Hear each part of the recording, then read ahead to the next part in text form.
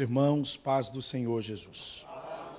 Abra sua Bíblia comigo em Mateus capítulo 7, os versículos 24 ao 29, por favor. Glorificado para sempre seja o nome de Jesus. Mateus 7, os versículos 24 ao 29. Amém, irmãos? Vamos ler como sempre fazemos.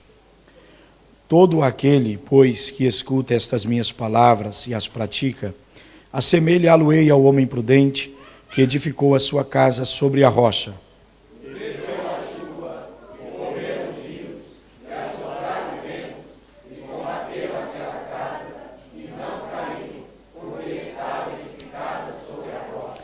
E aquele que ouve estas minhas palavras e as não cumpre, compará-lo-ei ao homem insensato, que edificou a sua casa sobre areia.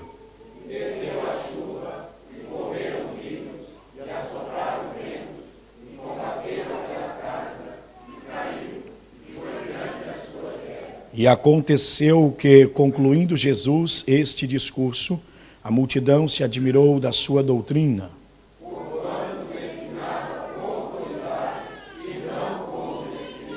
Amém. Deus abençoe. Os irmãos podem tomar os assentos. Meus irmãos, eu quero aproveitar para darmos um bem-vindo aos irmãos e amigos que estão conosco nesta noite para juntos adorarmos ao Senhor.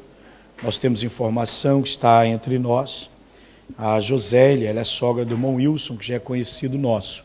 Se for possível estar de pé, queremos dar um bem-vindo a Josélia. Está aí?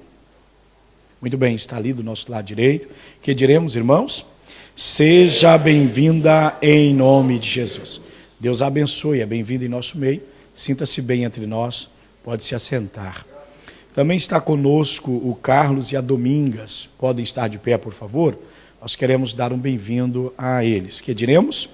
Sejam bem-vindos em nome de Jesus. Deus abençoe, são bem-vindos em nosso meio. Pode tomar seu assento, sinta-se bem entre nós. Deus é louvado. Queridos irmãos, eu quero agradecer a Deus por estar nesta noite com os irmãos na casa do nosso Deus para juntos adorarmos ao Senhor. Deus seja louvado por sua presença bendita entre nós. Agradeço a Deus também pela vida dos irmãos que já estão presentes, que vieram, que o Senhor Deus continue abençoando a todos em nome do Senhor Jesus. É do conhecimento dos irmãos que neste final de semana que se passou, estivemos com o pastor Adão e o pastor Odenir em Valência, na Espanha, em um congresso, no 3º Congresso de Mocidade da Comademate, que é um ministério na Espanha ligado ao Mato Grosso, em Cuiabá, no estado do Mato Grosso. E trago aos irmãos a paz do Senhor do pastor Adão, pastor presidente, sua esposa, a todos os irmãos e irmãs, e também do pastor Odenir, vice-presidente e líder de Mocidade, e sua esposa. Enviaram a paz do Senhor a todos os irmãos. Eles estão servindo ao Senhor nosso Deus, trabalhando também incansavelmente pela causa do Senhor, enfrentando muitas lutas, mas Deus tem dado vitória àqueles servos do Senhor naquele país. Eu quero agradecer a Deus também pela vida do pastor Janilton, que foi comigo e inclusive nos ajudou na pregação lá. Em um dos momentos ele foi o ministrante da palavra do Senhor, muito nos ajudou. Que Deus abençoe o pastor Janilton e o recompense em nome do Senhor Jesus Cristo. Agradeço os irmãos que oraram por nós, certeza absoluta que Deus nos guardou, levou-nos em paz, nos trouxe em paz. Pois nós percebemos, estando lá, uma certa resistência à realização daquele congresso, mas Deus cuidou de tudo. Inclusive no dia em que chegamos lá, o pastor Adão estava um tanto quanto cansado. Ele já é de certa idade, provavelmente os irmãos o conhecerão em novembro. Ele, naquele dia, trabalhou muito O som deles queimou já durante o dia, mesmo no dia da abertura do congresso. Também acabou-se a luz da igreja, água e aquela dificuldade toda. Ele correu para baixo, para cima, mas Deus deu vitória. Conseguimos realizar o culto, a abertura do congresso, foi uma bênção, correu tudo bem. E no sábado nós tivemos uma certa complicação, ficamos presos em um elevador, cerca de 40 minutos. E não foi uma experiência boa não, só Deus sabe o quanto isso nos custou. Mas Deus nos guardou, irmãos. E eu não estou falando desses elevadores que os irmãos às vezes veem de 2 metros quadrados. Estou falando de 80 por 80, com 4 adultos lá dentro, uma criança e 2 malinhas. De forma que nós não tínhamos como mexer lá dentro. Ficamos ali 40 minutos, perdemos o oxigênio desapareceu, e em dado momento eu já não estava mesmo conseguindo lidar com aquela situação, ou seja, com a falta de oxigênio. 30 minutos estando ali, nós oramos ao Senhor. O elevador, nem na casa do síndico ele tocava, porque há como acionar a casa do síndico. Nós descemos abaixo do nível da cave, significa dizer, os telemóveis também não tinham mais rede. Dia de sábado, ninguém passava por ali. Era mesmo Deus, né? Só tocou na central da Espanha. E nós estávamos em Valência, dificuldade para saber onde estávamos. Mas depois que nós oramos ao Senhor, 30 minutos, 10 minutos depois, completando 40 minutos, o técnico chegou e com 2 minutos, não foi mais que 2 minutos, ele abriu aquele elevador. Fui para a igreja com a dor de cabeça que estava simplesmente insuportável, pois eu já estava praticamente sem oxigênio, mas lá Deus foi restaurando nossas forças. E não sei se é correto falar isso, mas o melhor culto daquele congresso foi o de sábado. Deus abriu o céu e a presença de Deus foi real, foi uma coisa gloriosa. Deus seja louvado. Portanto, irmãos, eu agradeço a todos os irmãos que nos acompanharam em oração. Deus abençoe vossas vidas, muito obrigado. Muito obrigado, pastor Luciano, Marcos, liderança de forma geral, e obreiros que têm nos apoiado. Que o Senhor continue abençoando vossas vidas, em nome do Senhor Jesus. Meus irmãos, nós vamos voltar agora para o estudo, ou para o que estamos falando com os irmãos. Eu gostaria que, se possível, os irmãos abrissem as Bíblias no capítulo 4 de Hebreus, por favor. Hebreus, capítulo de número 4. Glorificado seja o nome de Jesus. Os irmãos encontraram? Então eu peço à igreja que todos em conjunto leiam o versículo de número... Vamos começar no 14, mas nossa atenção vai estar voltada principalmente para o 16. Hebreus 4, versículos 14 a 16. Os irmãos os leiam, por favor.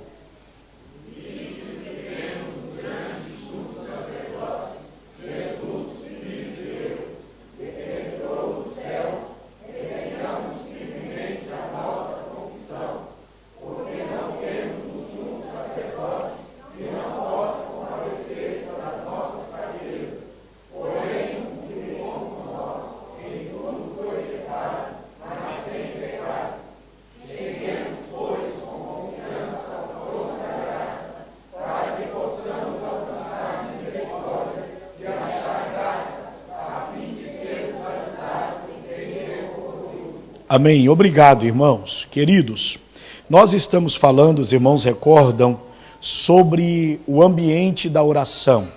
Com certeza os irmãos estão lembrados sobre o que temos falado com os irmãos. Nesse aspecto, tenho dito aos irmãos que precisamos ter noção ao entrarmos na igreja, ao estarmos em determinado lugar para orar ao Senhor, para falarmos com Deus, nós precisamos ter noção que nós estamos na presença de Deus. Precisamos guardar nosso pé, seguir o conselho que a Bíblia diz, ao entrarmos na casa do Senhor nosso Deus. Fala do espírito de reverência, a condição, a atitude correta de nosso coração, de nosso espírito, ao ir a Deus, ao chegar à presença de Deus. Lembro de ter dito aos irmãos que nós precisamos ter concentração em nossas orações. Não devemos orar como que jogando palavras ao ar. Precisamos saber o que nós estamos falando e precisamos estar concentrados na pessoa a quem nós dirigimos a nossa oração. Isto significa dizer, concentrados na pessoa do nosso Deus. Nesse aspecto, em primeiro lugar, disse aos irmãos que precisamos ser sinceros em nossas orações, para que tenhamos uma oração eficaz. Significa dizer que a sinceridade, ela é uma virtude essencial na oração. Deus ama, tem prazer na vida daqueles que são sinceros, na vida daqueles que não criam, como disse aos irmãos, uma imagem de si que, na verdade, esta imagem não corresponde de fato com o que é. Portanto, precisamos ser honestos conosco mesmo e com Deus, que de fato conhece o nosso real estado. Isso é de suma importância para nós. Precisamos expressar isto para Deus. Logo disse aos irmãos, em nossa oração, devemos expressar o real sentimento da nossa alma. Precisamos ter capacidade de unir nas orações a nossa mente e os nossos sentimentos, ou seja, o nosso coração. A nossa oração, ela deve ser proveniente, deve estar vinda de fato do nosso coração. Nesse aspecto não significa falar bem e falar bonito, mas orar com entendimento, com inteligência, ter sabedoria, saber como orar, ainda que nossas palavras sejam simples, sem problemas para o Senhor nosso Deus, porque de fato Ele conhece o nosso coração. Mas a nossa mente precisa estar unida com o nosso coração. Discorremos sobre isso na semana passada e falamos que a importância, o que Jesus procura, e Ele dá ênfase, não é onde nós estivermos, mas é o estado que nós estamos, possuímos, ou seja, o estado de espírito, o estado espiritual de todos nós, pois de fato Deus é conhecedor de nossas vidas. Eu quero lembrar os irmãos que enfatizei que Deus, Ele esquadrinha nossas mentes e nossos corações. Logo, irmãos, é de suma importância lembrarmos que ao passo que é para nós consolador o fato de Deus nos conhecer, ao mesmo tempo esta verdade, ela deve promover em nós temor, porque significa dizer que nós não ocultamos nada do Senhor nosso Deus. Nós não escondemos nada. Pastor Janilton até fez uma colocação, que ele ministrou uma palavra aos jovens e líderes de mocidade lá, muito interessante. E ele falou que o ser humano às vezes faz as coisas erradas, e ele tem capacidade de olhar para todos os lados, menos para cima. Ele não presta atenção no que a Bíblia diz. Deus nos conhece e conhece verdadeiramente. E é para Ele que nós vamos prestar contas. É diante dEle que nós prestaremos contas. Então, se nós entender bem, o problema maior não é as pessoas nos ver. O problema maior é Deus nos ver. Daí eu dizer aos irmãos que é confortante para nós saber que Deus nos conhece, mas ao mesmo tempo deve haver temor no nosso coração. Eu preciso ter um relacionamento com Deus dizendo para mim mesmo, eu não me escondo do Senhor Deus. Ele me conhece de fato. Ele sabe qual é o meu estado de espírito. Ele conhece verdadeiramente a minha situação. Irmãos, verdade que não tem como negar. Se nós procurássemos ler a Bíblia, não só com os olhos, mas com a alma, com o espírito, nós teríamos um entendimento maior. E mediante o entendimento maior que nós iríamos ter, nós teríamos uma qualidade de vida espiritual melhor. Vamos pensar um pouco sobre isso. Amém?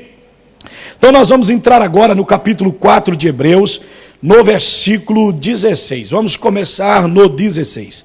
Veja, irmãos, uma vez que já falamos sobre essas questões, seguindo a questão do ambiente da oração, a questão da sinceridade, como já disse aos irmãos, do expressar os nossos verdadeiros sentimentos, nós precisamos também orar a Deus confiante. Isto é de suma importância.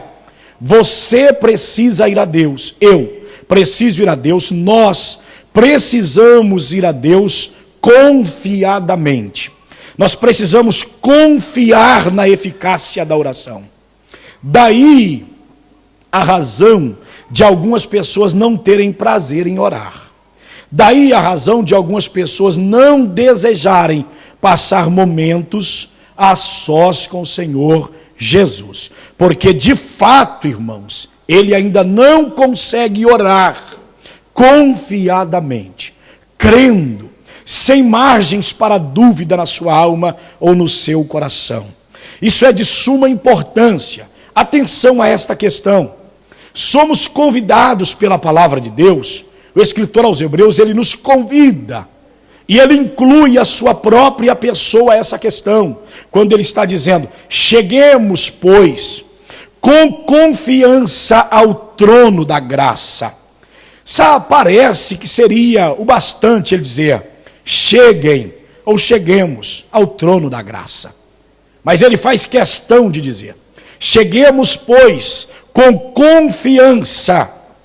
Há certas traduções que diz: com ousadia ao trono da graça.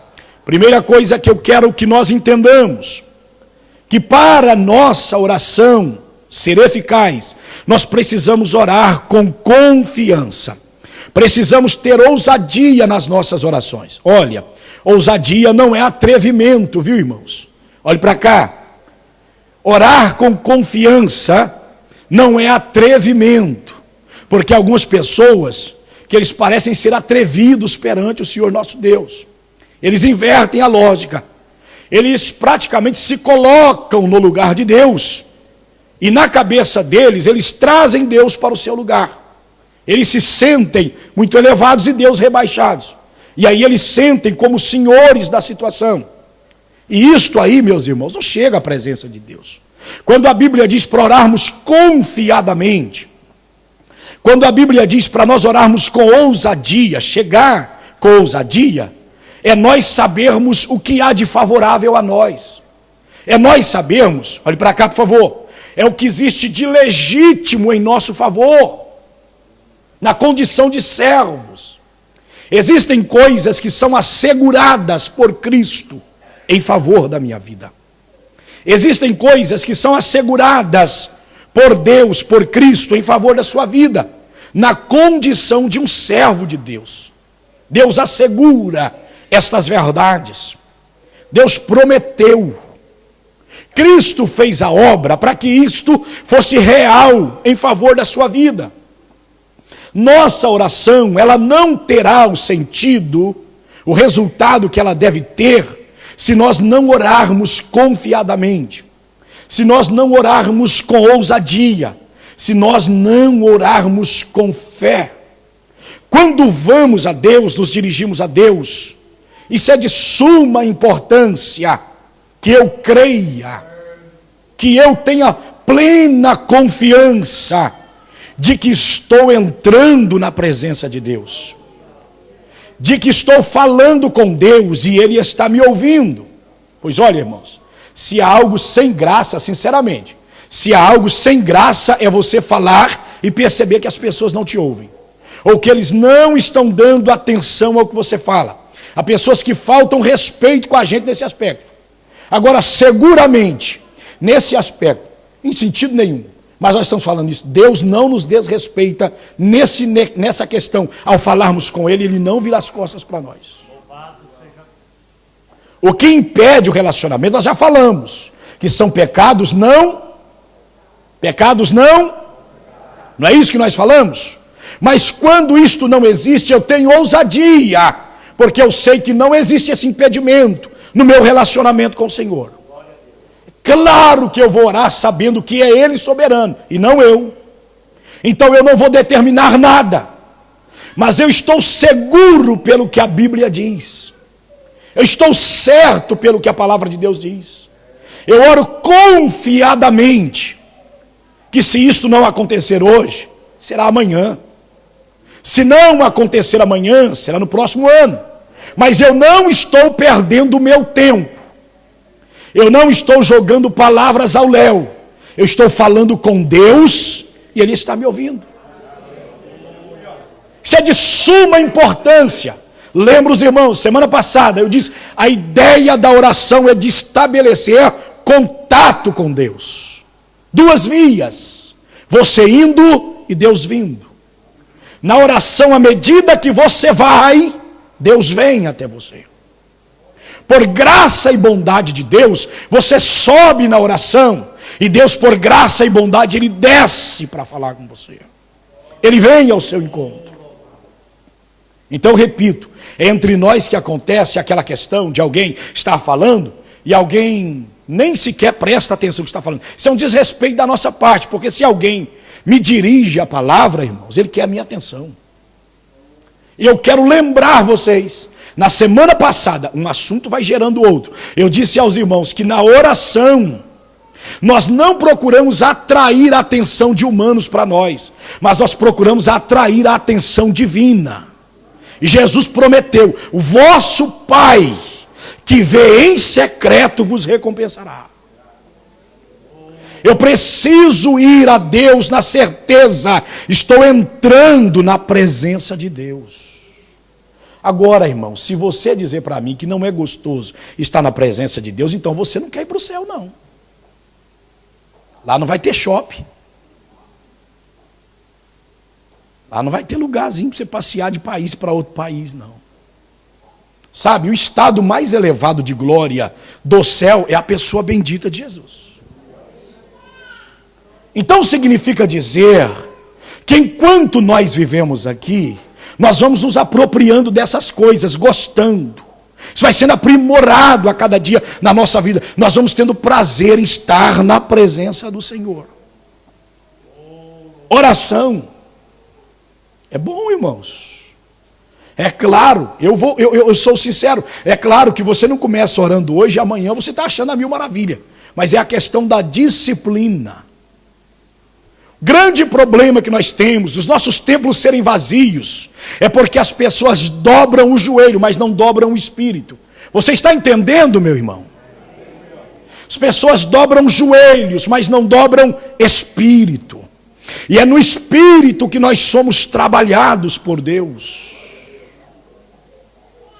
Então o corpo dói, mas o espírito não dói. Uma vez nosso espírito disciplinado, acostumando com esse ambiente, isso é glorioso, meu irmão. Isso é glorioso. Nós passamos, portanto, a ter desejo de ir a Deus em oração. Eu tenho certeza absoluta que se nós orássemos mais, nós não viveríamos nessas mesmices que nós temos no dia a dia. Essa problemada, e eu estou saindo, olhe para cá, eu estou saindo dessa palavra de oração com certa preocupação. Agora à tarde eu estive estudando. Estou saindo, e eu sei, irmãos, que por graça e bondade de Deus, quando a gente está estudando a palavra de Deus, Deus está falando conosco através da palavra. Então veja bem, eu estava lá no escritório e esse sentimento veio ao meu coração. Tempos falando sobre oração. O problema é que algumas pessoas não estão se apropriando do que Deus colocou ao nosso dispor nesses dias. Vamos encerrar esse assunto. E algumas pessoas vão ficar indiferentes ao que foi falado aqui. Vão esquecer, vão continuar dobrando o joelho, mas não dobrando o espírito. O espírito não vai se curvar. Algumas pessoas, eu senti, esse sentimento veio à minha alma. E eu sei o que significa, eu estava estudando a palavra do Senhor. Daí a minha preocupação. Sinceramente, éramos para sair desse estudo e os nossos cultos de oração ferver. Lotar. Estarmos cheios de pessoas aqui. Porque perceberam o caminho que está aberto para eles. Porque entenderam pela palavra como obter certas vitórias. Como sair de certas situações. Mas algumas pessoas vão permanecer na mesmice. Vão continuar do mesmo jeito. E a preocupação é essa. Um dia a menos de vida para nós. E um dia a menos para a volta de Jesus.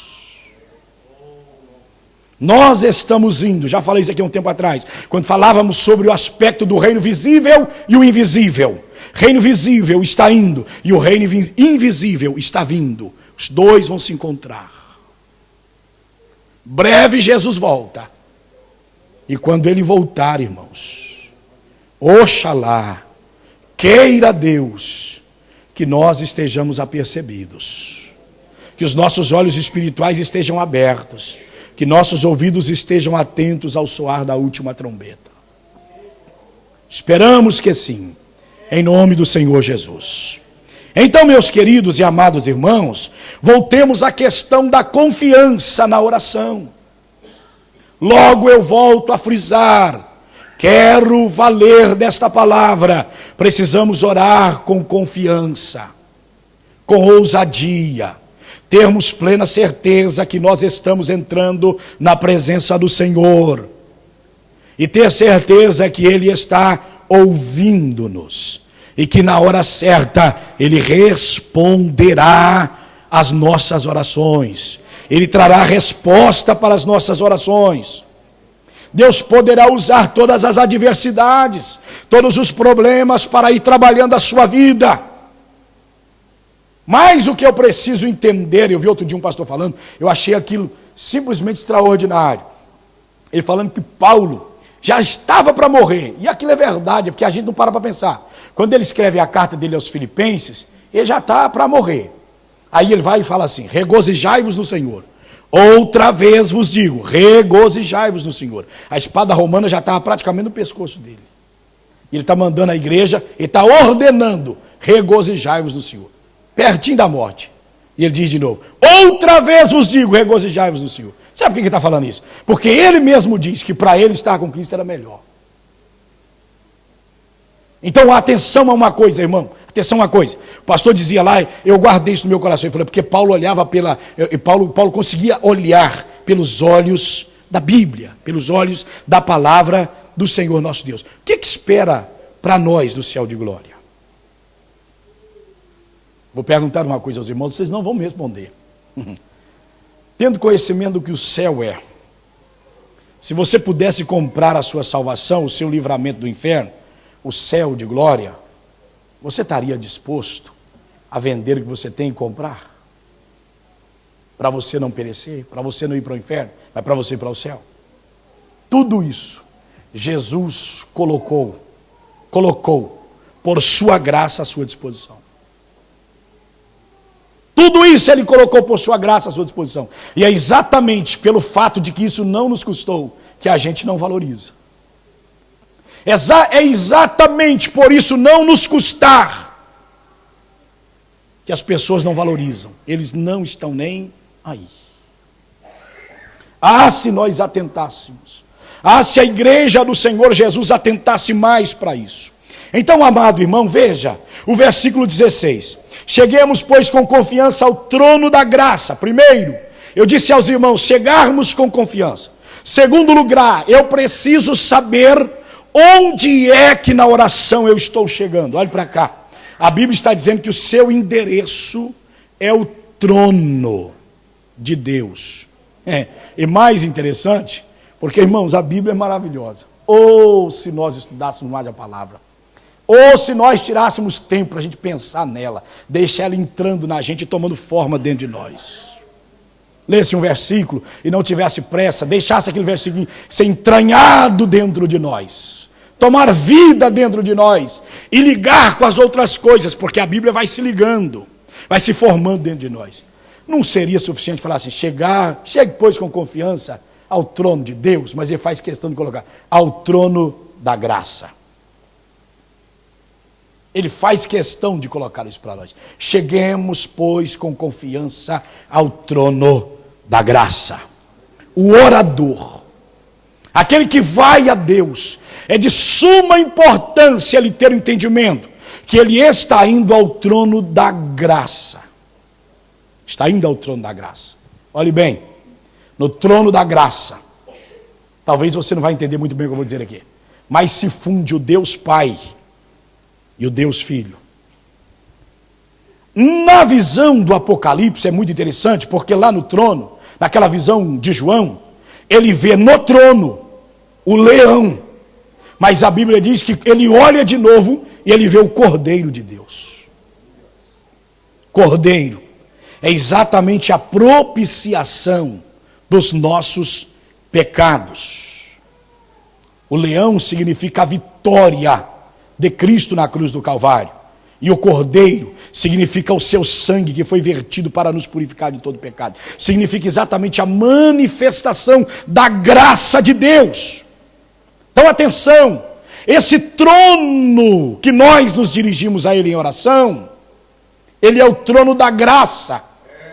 Como que eu devo entender isto? Porque ele não é só o trono do Pai, mas ele é também o trono do Filho. E sabe quem é o Filho? É o que fez a propiciação pelos seus pecados. Sabe quem é o Filho? É aquele que compadece de nós, diz a Bíblia.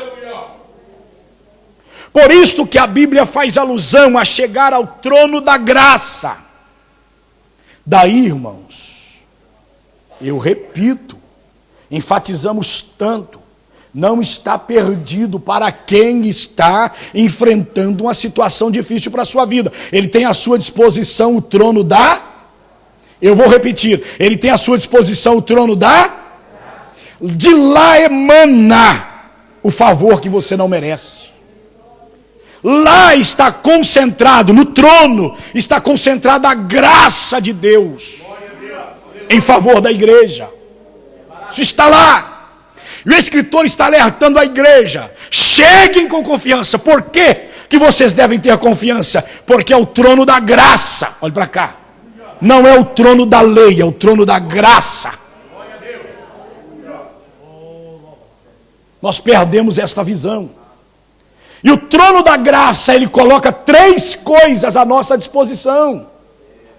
Por isto que eu devo ter confiança ao chegar. Olha o que a Bíblia vai dizendo: chegue, pois, com confiança ao trono da graça, para que possamos alcançar, primeiro lugar, alcançar, segundo lugar, e achar, terceiro lugar, e sermos. 3 coisas estão disponíveis para nós no trono da graça.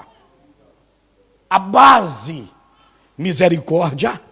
Segundo lugar, a Bíblia está dizendo, acharmos graça. E em terceiro lugar, sermos ajudados em tempo oportuno. A ajuda de Deus, ela não vem fora de hora. Ela vem em tempo oportuno. Eu preciso ter essa consciência. Se eu viver com essa perspectiva, se eu olhar com este ângulo, eu tenho força para lutar no dia de amanhã. No meu entendimento, irmãos, isso era hoje. Mas eu vou embora da igreja alegre e dizendo, é porque não é o tempo oportuno. O tempo oportuno talvez é amanhã. Eu preciso me assegurar destas coisas. Eu preciso ter, portanto, plena consciência.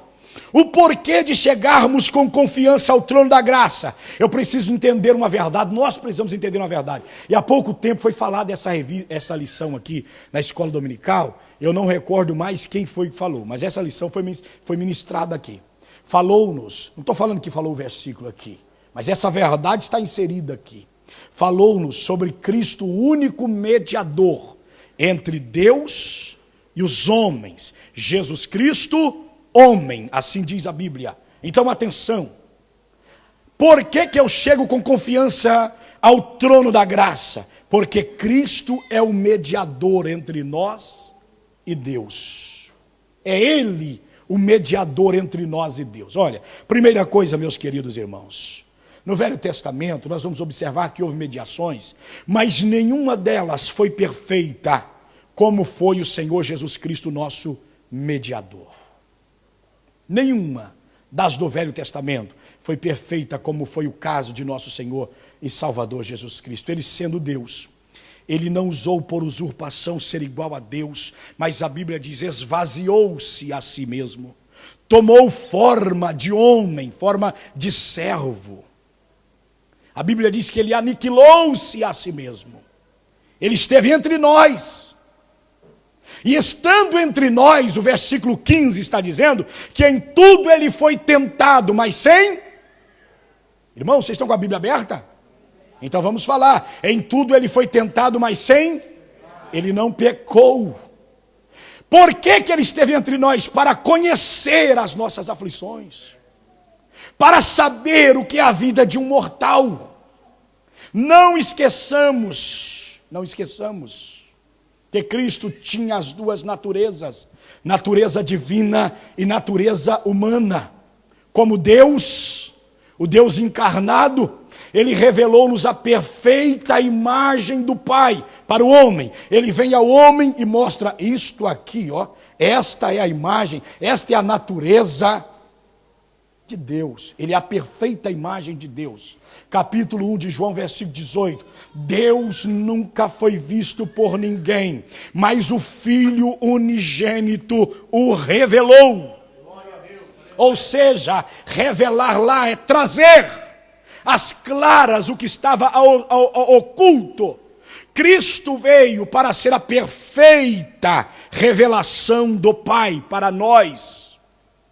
Logo, Jesus, portanto, apresenta para o homem, quem é a pessoa de Deus, a pessoa do nosso Pai. E com esta revelação proporcionada por nosso Senhor e Salvador Jesus Cristo, eu entendo o que é que a santidade desse Deus exige da minha vida. Para me ter um relacionamento com Ele, o que é necessário do meu viver, porque Cristo me apresentou essa perfeita revelação. Nele nós temos essa perfeita revelação, nós temos esse entendimento. Eu repito, a maior revelação do Pai está na pessoa de Cristo estando entre nós, naquilo que Deus se deixou conhecer, ou se deixou revelar para a igreja do Senhor. Mas Cristo como homem, perfeito, para ser o mediador entre o homem e Deus, e dizer a Deus, o homem é isso aqui, meu Pai. O ser humano é exatamente isso aqui. Veja o que a Bíblia está dizendo no versículo 15. Porque não temos um sumo sacerdote que não possa compadecer-se das nossas fraquezas.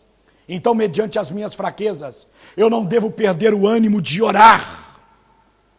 Vou lembrar os irmãos, porque que nós saímos daquela posição de que nossa mente deve estar ligada com o nosso coração para a nossa oração, ou em nossa oração.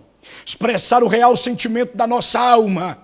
Cometi fraqueza, devo perder a força para orar? Não. Eu sei que tem um sumo sacerdote que compadece das minhas fraquezas. As minhas fraquezas não é um ponto terminante na minha vida. As minhas fraquezas não é um ponto final na minha vida. Será um ponto final se eu quiser parar a minha caminhada. Mas se eu quiser continuar, a Bíblia está me garantindo que existe um trono da graça onde eu posso chegar.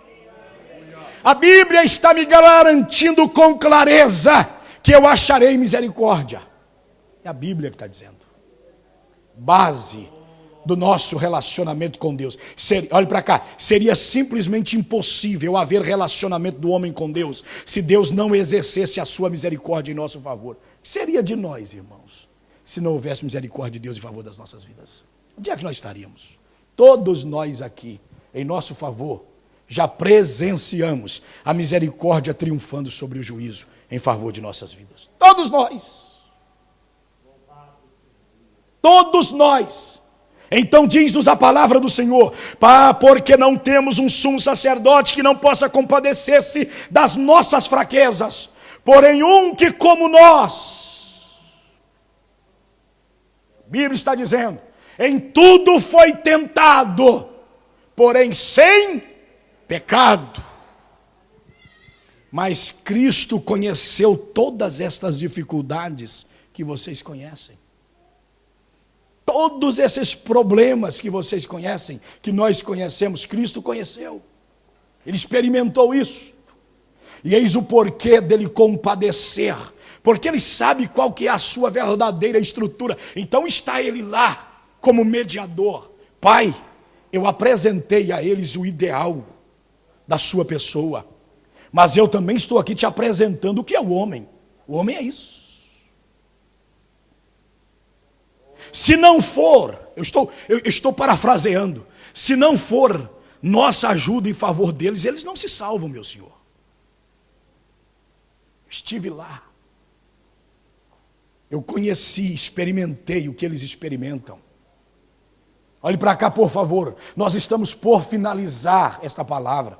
Oxalá que todos os irmãos estivessem aqui, que nossa galeria estivesse lotada. Ou quem dera que todos estivessem aqui para entender que Deus está colocando à nossa disposição um caminho para a saída das nossas dificuldades, das nossas fraquezas. Pessoas que já se deram por vencidas, que já se entregaram. O que a Bíblia está dizendo é que existe um trono da graça. O que a Bíblia está dizendo é que o nosso mediador, ele compadece de nós.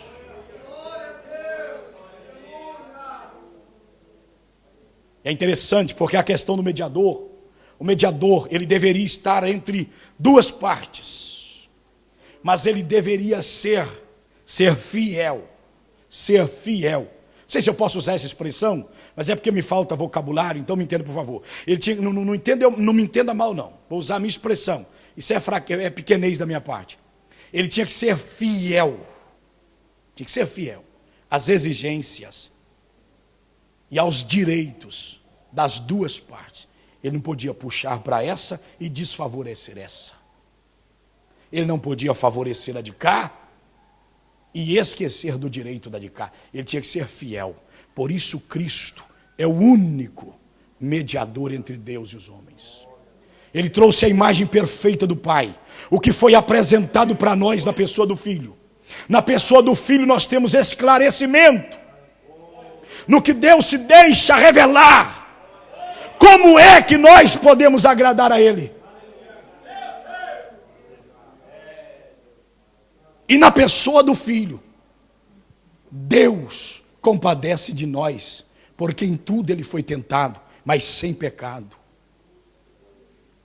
Esse, meus irmãos, ele não é só o trono daquele que tinha a palavra da lei, mas ele é também o trono daquele que tem a palavra da graça. Nesse trono está a justiça, mas nesse trono está a misericórdia. Não falta a justiça desse trono, dele emana a justiça, mas desse trono emana também a misericórdia. Você está entendendo o que eu quero dizer? Nesse trono nossos pecados são denunciados. Nesse trono nossos pecados são pelo Senhor nosso Deus condenados. Mas nesse trono também nossos pecados são perdoados. Porque nele está a misericórdia, a graça e a ajuda de Deus. Sem essas três coisas, olhe para cá, nenhum de nós nos salvaríamos.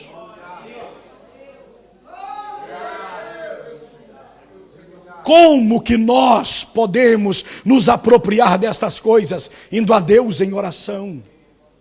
Eu não disse aos irmãos sermos honestos com Deus e conosco mesmo, rasgar coração. Olha para cá. Abrir o bocão como você abre para os outros e chora para todo mundo ter dó de você. Abre para Deus. Mostre para Deus quem você é por dentro, embora Ele saiba. Rasgue seu coração. Dilate a sua alma. Dobre o joelho, mas curve o espírito.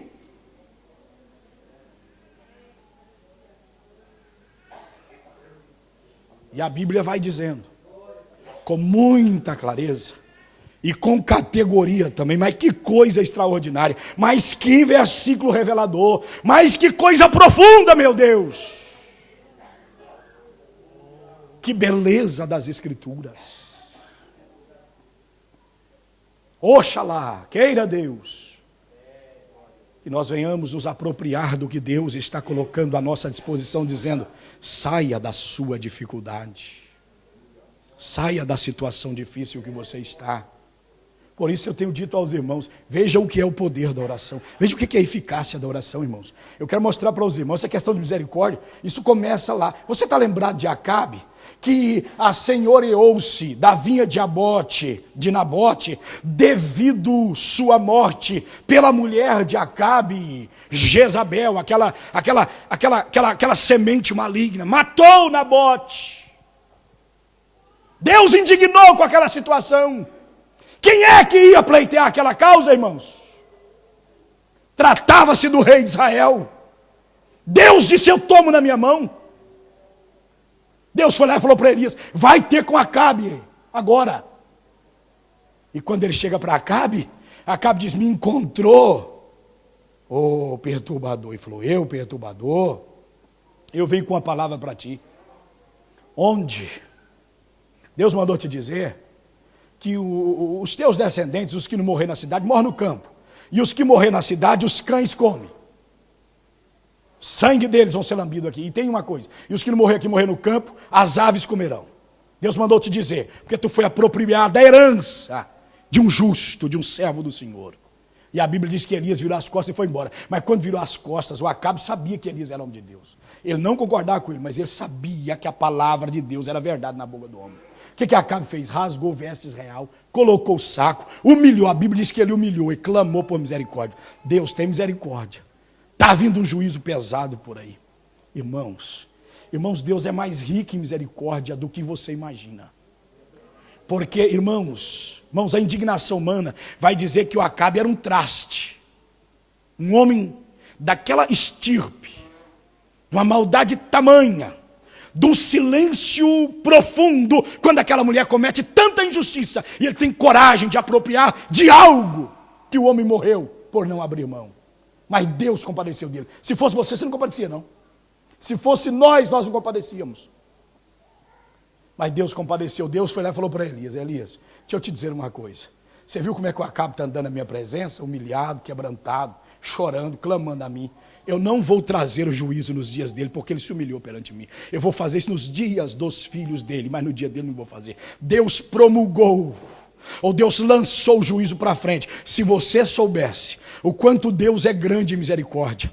A Bíblia diz em Lamentações capítulo 3 e 22, as misericórdias do Senhor são a causa de não sermos consumidos. Sabe o que a Bíblia diz no mesmo livro de Lamentações? Põe a tua boca no pó, porque pode ser que ainda haja esperança. Hoje é dia de misericórdia. Hoje é noite de misericórdia. Garachandarai devassou de omenecai. Xaracanda lamahai. Se nós soubéssemos como é grande a misericórdia do Senhor, muitas coisas nós não usufruímos, nós não aproveitamos, nós não experimentamos, porque nós não abrimos os nossos olhos para o que a palavra do Senhor nosso Deus nos fala. Do trono da graça emana, portanto, a misericórdia. Que é aí que começa o nosso relacionamento com o Senhor nosso Deus. A misericórdia, irmãos, é Deus não dar o que de fato os meus atos merecem. É exatamente isso aí. É exatamente isso. E Deus, por me conhecer tão bem como Ele me conhece, Ele sabe que minhas atitudes, Deus guarde minha vida, é força de expressão, mas a atitude do ser humano, ela exige que a sua justiça seja imposta sobre a sua vida. Mas lá está o Senhor Jesus, nesse trono chamado trono da graça, intercedendo. Quer ver que coisa gloriosa? Abra a sua Bíblia mais para frente no capítulo 7 de Hebreus, versículo 25.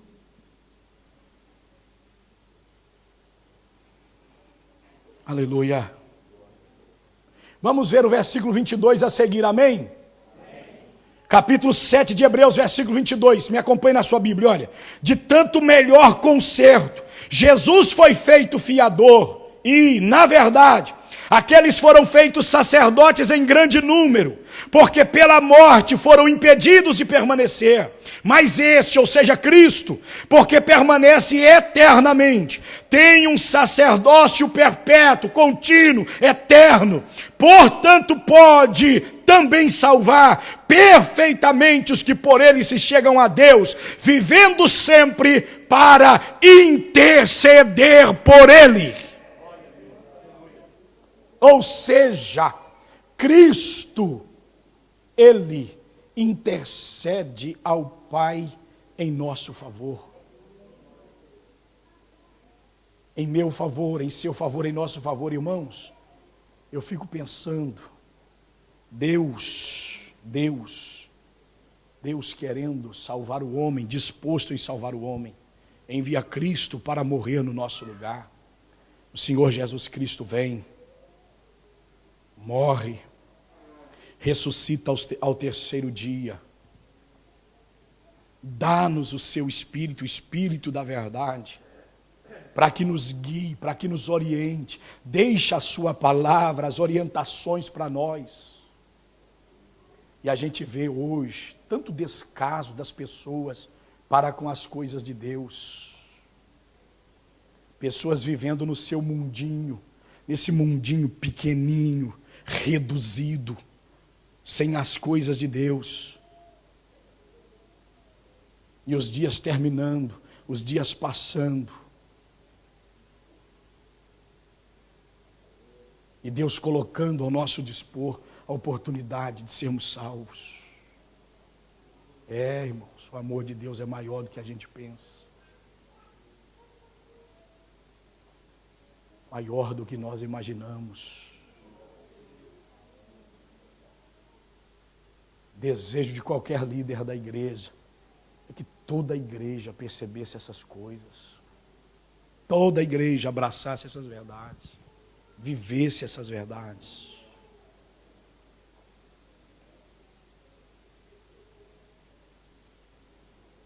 Porque é diferente, irmãos, do professor que às vezes marca o aluno e quer que ele se embarace na caminhada e seja reprovado no final do ano.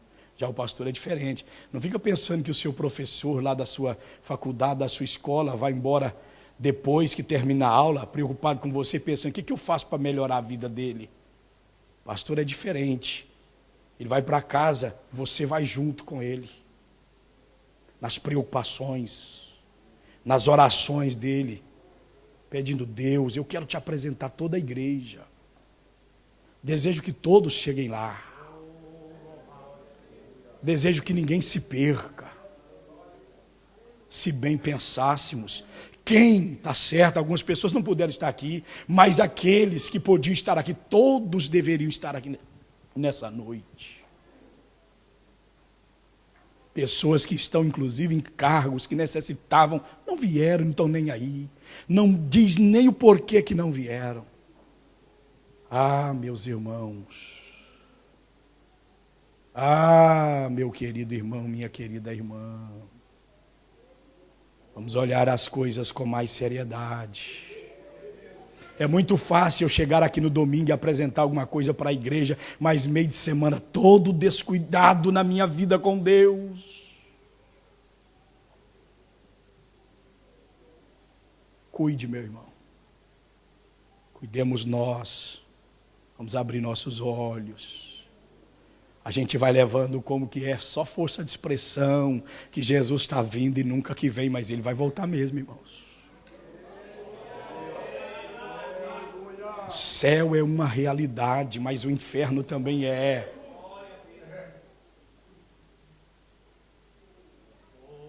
Vamos pedir a Deus, Senhor, abra os olhos do meu entendimento, não é olhos naturais não, abra os olhos do meu entendimento, abra os olhos do meu entendimento. Eis o porquê então que nós devemos chegar com confiança ao trono da graça. Nós temos um que intercede por nós, Ele é fiel ao Pai, mas o Pai o fez vir a essa terra para nos salvar. E Ele leva isso a sério. Ele leva isto a sério. Ele está mediando entre nós e Deus. Está pedindo a Deus para ter misericórdia da minha vida, para ter misericórdia da sua vida, para ter misericórdia da nossa vida. Uma vez alcançando a misericórdia, a Bíblia diz que achamos graça. À medida que a misericórdia é Deus não imputar a sua justiça para nos dar o que nós merecemos. A graça de Deus é Deus estar disposto a nos dar o que nós não merecemos. A graça é essa fonte inesgotável, maravilhosa, que na Bíblia é apresentada como esta disposição de Deus em nos ajudar. Mas é também apresentada como uma fonte de fortalecimento. Eu queria que você lembrasse do que a Bíblia diz. Paulo dizendo para Timóteo, 1 Timóteo capítulo 2, versículo de número: e tu, meu filho, fortifica-te na graça. Por que irmos com confiança ao trono da graça? Porque eu sei que na oração da noite, irmãos, eu posso sair de lá renovado, fortalecido. Dali eu posso sair fortalecido. Ali, na oração, pode entrar na minha alma um desejo de fazer as coisas de Deus extraordinária. Eu posso começar a ver as coisas com a ótica divina, pela perspectiva divina, como disse lá o pastor, não olhando de baixo para cima, onde as coisas parecem não ter sentido, mas olhando de cima para baixo, conseguindo entender que Deus, de fato, Ele está no comando da nossa vida, e mesmo que agora não há as respostas que meu coração desejaria, eu sei que Deus não perde o controle de nada. Eu sei que Ele está no comando de todas as coisas. Foi exatamente o que nós fizemos lá dentro do elevador, que eu estava dizendo aos irmãos. Pergunte ao pastor Janildo que eu falei para eles, mais ou menos 30 minutos eu falei, irmãos, é assim, nós estamos nas mãos de Deus. Eu com muita dificuldade para respirar, eu disse, irmãos, nós estamos nas mãos de Deus. O que eu quis dizer? Só Deus pode nos tirar, nos livrar numa situação dessa aqui. Então é o seguinte, vamos orar ao Senhor, nós estamos numa obra para Deus. Isso pode ter algum laço maligno, pode ser algum impedimento maligno. Então vamos orar ao Senhor. Ou seja, mesmo numa situação apavorante, mas a gente sabe que Deus tem o controle, é preciso olhar nesta ótica. É na oração, nessa oração que você vai, que você entra perante o Senhor Deus, chegando ao trono da sua graça, que você pode sair renovado, fortalecido, tendo força. E tu, meu filho, fortifica-te na graça que há em Cristo Jesus. Em último lugar, a Bíblia está dizendo, é uma ajuda da parte do Senhor nosso Deus, é Deus nos ajudando. Deus nos ajudando em tempo oportuno. Bendito seja para sempre o maravilhoso nome do Senhor. Amém? Deus abençoe, portanto, os irmãos em nome do Senhor Jesus. Nós vamos parar por aqui. As horas já nos mandam parar. Deus abençoe sua igreja em nome do Senhor. Os irmãos se coloquem de pé, por favor.